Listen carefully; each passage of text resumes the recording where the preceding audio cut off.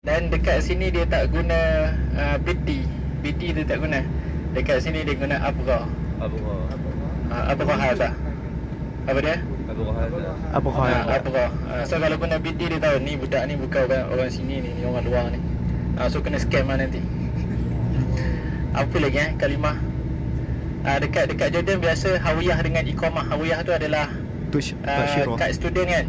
Iqamah tu adalah kita punya visa tu. Dekat sini hawiyah tu dua-dua. Hawiyah tu dikira dua-dua tu lah. Hawiyah dengan iqamah tu hampir benda yang sama. Apa lagi? Perkataan hatif. Hatif dengan jawal. Dekat sini tak guna hatif. Dekat sini guna jawal. Ada banyak perkataan-perkataan yang berbeza. Sama juga dekat sini. Orang Arab dekat sini, Masjid Nabawi dia tak panggil Masjid Nabawi, dia panggil apa? Masjid Haram. Apa dia? Madinah, kurang tepat. Masjid Nabawi apa orang Arab panggil? Al-Haram. Jangan haram. Haram ni macam orang Melayu. Kita belajar dekat Arab. Al-Haram. Ra paling atas kita baca ra ke ra? Kita akan baca dengan ra. Dengan ra, bacaan dia adalah haram. Jadi tu antara perbezaan lah dekat sini. Dan kalau dekat Jordan, saya rasa kalau duduk dekat Jordan lagi orang Malaysia lagi diihtiram berbanding kat sini.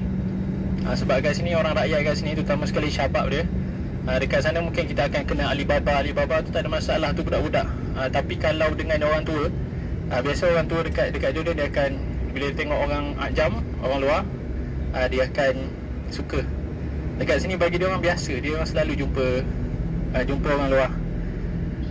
Kat Selekoh ni biasa bas akan bergesil. Tengok nanti. Bismillah.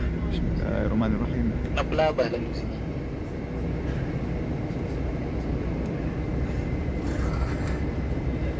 Tak kena. Ubah ni tinggi lah, tak kena.